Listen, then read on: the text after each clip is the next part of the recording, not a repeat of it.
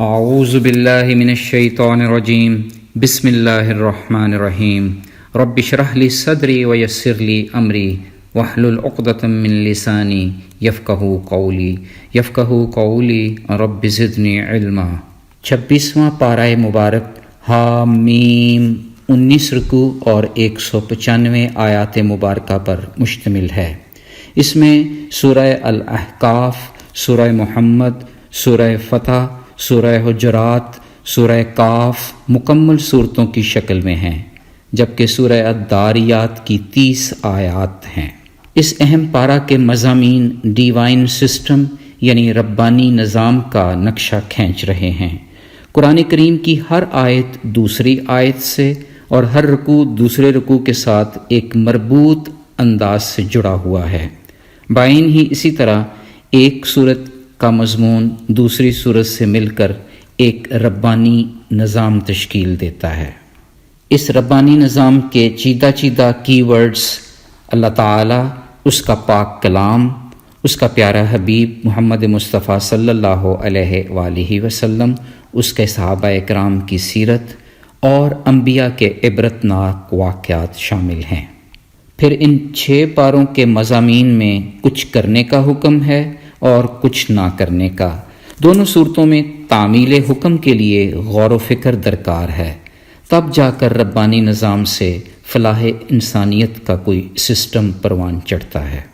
اس پارے کے پہلے رکوع میں واضح ہو رہا ہے کہ یہ کتاب اس ذات باری تعالیٰ کا کلام ہے جو ہر چیز پر غالب ہے، حکمت والا ہے، جس نے زمین و آسمان کی ہر چیز حق پر تخلیق کی۔ مزید یہ کہ قیامت کا انکار کرنے والوں کو رب سے ڈرنے کی ضرورت ہے۔ یہ حقیقت بھی کھل کر سامنے آ گئی کہ اللہ تعالیٰ کو چھوڑ کر ان کو پکارنا جو جواب نہیں دے سکتے، یہ خود ساختہ معبود روز قیامت خود ہی بول اٹھیں گے کہ ہم نے انہیں ایسا کرنے کو تو نہیں کہا تھا۔ دوسرے رکوع میں یہ وضاحت ہو گئی کہ تورات کی طرح قرآن حکیم بھی رحمت ہی ہے جو تورات کی تصدیق کرتا ہے۔ ربانی نظام میں ڈھل کر زندگی گزارنے والوں کو نہ تو کوئی خوف ہوگا اور نہ ہی کوئی غم۔ اس رکوع میں والدین کے ساتھ حسن سلوک کا حکم ہے۔ والدین کی فرما برداری ان کے ساتھ بھلائی میں خیر و برکت ہے۔ جو اولاد اپنے ماں باپ کی فرما بردار ہوتی ہے وہ رب تعالیٰ کی بھی فرما بردار ہو جاتی ہے۔ والدین سے زیادہ ہمارا کوئی خیر خواہ نہیں ہو سکتا۔ اسی طرح ہماری بھی ذمہ داری ہے کہ ان کے مشورہ پر عمل کریں، ان کے سامنے اف تک بھی نہ کہیں۔ تیسرے رکوع میں قوم عاد کا حضرت ہود علیہ السلام سے رویہ اور ان کا انجام دکھایا گیا ہے۔ اس قوم پر 7 دن اور 7 رات مسلسل بادل اٹھتے رہے، آندھی چلتی رہی، آندھی نے سب کچھ اکھاڑ پھینکا۔ سرسبز و شاداب علاقے الاحقاف یعنی ریت کے ٹیلے بن گئے۔ چوتھے رکوع میں جنات کا قرآن سننا اور ایمان لانے کا تذکرہ ہے۔ انہوں نے نخلا کے مقام پر فجر کی نماز میں حضور پاک صلی اللہ علیہ وآلہ وسلم کو قرآن کی تلاوت فرماتے سنا، کلام پاک پر غور کیا، اپنی قوم کو جا کر قرآن کی تعلیم پہنچائی۔ پھر پارے کے 5ویں رکوع یعنی سورہ محمد کے پہلے رکوع سے یہ فراست مل رہی ہے کہ اللہ پر ایمان رسول پر ایمان سے جڑا ہوا ہے، اور یہ کہ محمد پر ایمان رکھنے والوں کے گناہ معاف ہو جائیں گے۔ یہ بھی واضح ہو گیا کہ اللہ کے لیے مدد کرنے والوں کی اللہ خود مدد فرماتے ہیں۔ اللہ تبارک و تعالی ایمان والوں کا دوست اور پشت پناہ ہے۔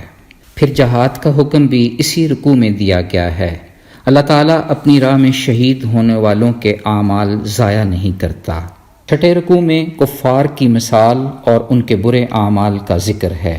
پھر اسی رکوع میں توحید کی اہمیت اور استغفار کی فضیلت بیان کی گئی ہے۔ 7ویں رکوع میں ربانی نظام کی صورت قرآن و کریم پر غور و فکر کی دعوت ہے۔ جو قرآن کریم پر غور نہیں کرتے ان کے دلوں میں تالے پڑے ہوئے ہیں۔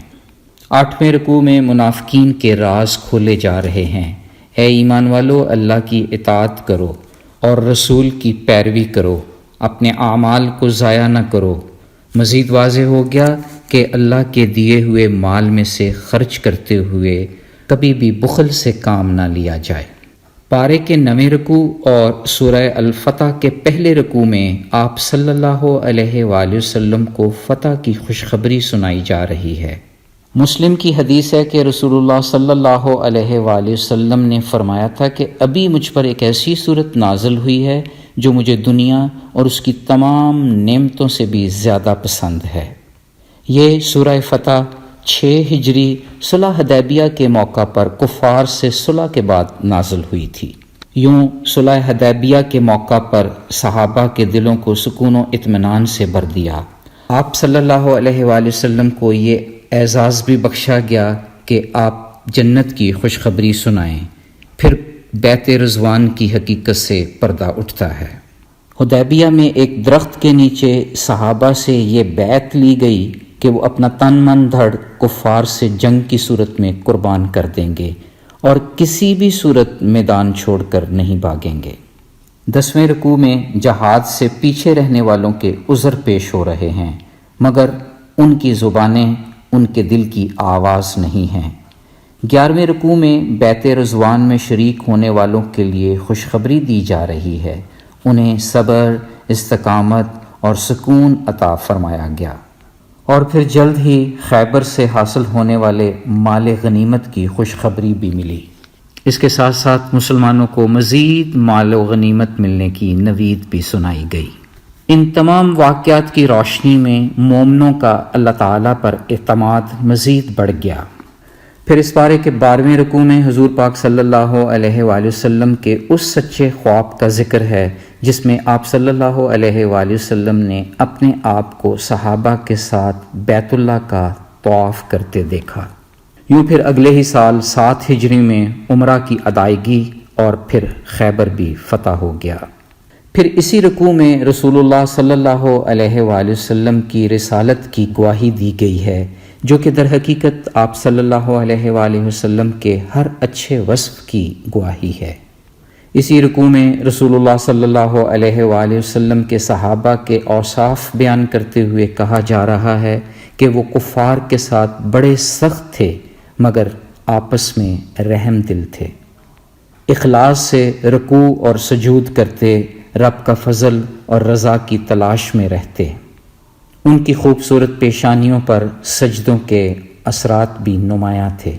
صحیح بخاری اور مسلم کی ایک مشترکہ حدیث ہے کہ اللہ کے پاک پیغمبر محمد مصطفیٰ صلی اللہ علیہ وآلہ وسلم فرماتے ہیں، آپس کی محبت اور پیار میں مومنوں کی مثال ایک جسم جیسی ہے۔ جب جسم کا کوئی حصہ تکلیف محسوس کرتا ہے تو پورا جسم بے قرار ہو جاتا ہے۔ پھر 13ویں رکوع سے سورہ الحجرات کا آغاز ہو رہا ہے، جس میں اللہ تبارک و تعالی مومنوں کو حضور پاک صلی اللہ علیہ وآلہ وسلم کا احترام کرنے کی تلقین فرما رہے ہیں۔ اللہ اور اس کے رسول سے آگے نہ بڑھو، اپنی آوازیں پیغمبر کی آواز سے بلند نہ کرو۔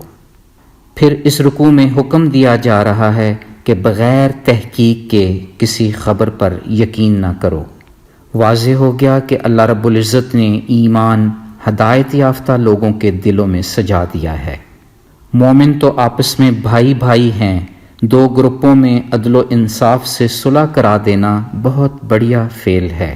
بلا شبہ اللہ انصاف کرنے والوں سے محبت کرتے ہیں۔ نسائی کی ایک بڑی پیاری حدیث ہے کہ دنیا میں انصاف کرنے والے قیامت کے دن انصاف کرنے کی وجہ سے رحمان کے سامنے موتیوں کے ممبروں پر جلوہ افروز ہوں گے۔ 14ویں رکوع میں مسلمانوں کا مذاق اڑانے اور اسے حقیر جاننے کی ممانعت فرمائی ہے، بدگمانیوں سے پرہیز اور دوسروں کی جاسوسی غیبت نہ کرنے کا حکم ہے۔ یہ بھی واضح ہو گیا کہ اللہ کے ہاں سب سے زیادہ عزت والا وہ ہے جو تم میں سب سے زیادہ پرہیزگار ہے۔ اپنے مال اور جانوں سے جہاد کرنے والے سچے مومن ہیں۔ یہ رب کا احسان ہے کہ وہ ہمیں ایمان کی دولت سے نوازتا ہے۔ 15ویں رکوع یعنی سورہ کاف کے آغاز میں قرآن مجید کی قسم کھا کر شروع کرنے کا مقصد موقف ربانی میں انسان کی تسلی اور تشفی کا سماع اس طرح پیدا کرنا مقصود ہے کہ دلائل میں کوئی کمی نہ رہے۔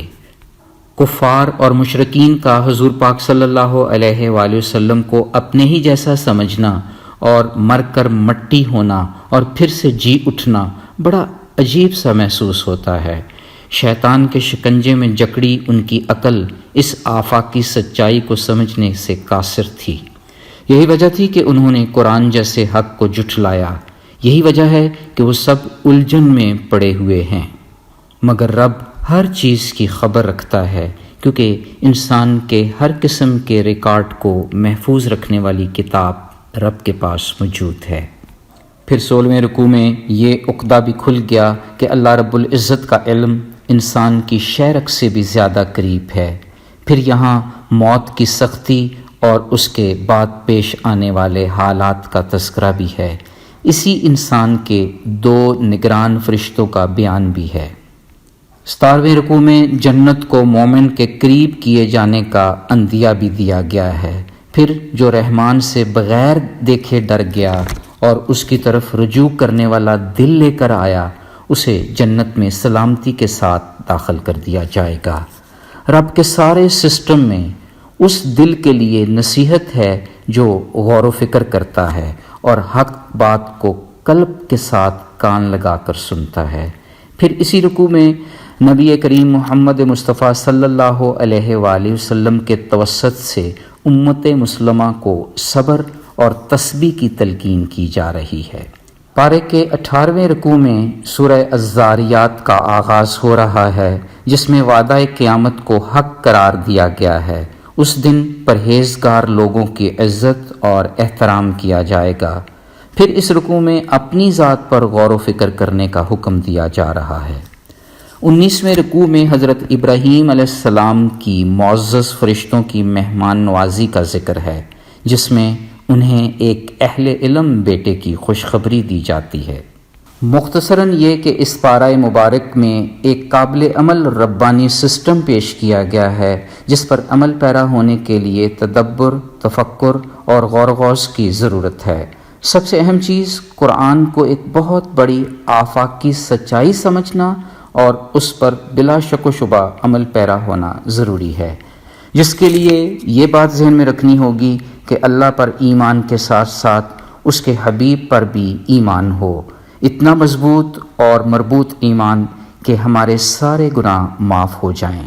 اس نظام میں کامیاب زندگی گزارنے کے سنہرے اصول یہ ہیں کہ بخل سے کام نہ لیا جائے، صبر و تحمل کا مظاہرہ ہو، آپس میں رحم دلی اختیار کی جائے، خلوص سے بھرپور رکوع اور سجود کیے جائیں، رب کی تسبیح بیان ہو، والدین سے حسن سلوک رکھا جائے، غیبت سے، بدگمانی سے، جاسوسی سے بچا کر زندگی گزاری جائے۔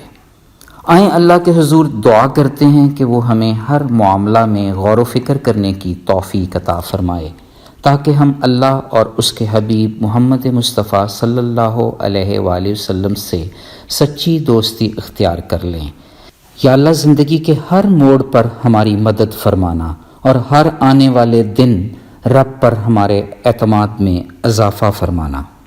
اے مولا پاک، ہمیں لمبے سجدے اور رکوع کرنے کی توفیق عطا فرما دے۔ یا اللہ ربانی نظام کا سارا حق سچ ہمارے قلب میں اتر آئے۔ یا اللہ پاک ہمارے اندر علم سے لبریز، محبت سے مہمیز ڈر ڈال دے، تاکہ ہم سلامتی کے ساتھ تیری جنت میں داخل ہو جائیں۔ آمین یا رب العالمین۔ سبحان ربک رب العزت عما یصفون وسلام علی المرسلین والحمد للہ رب العالمین۔ فی امان اللہ۔ اللہ حافظ۔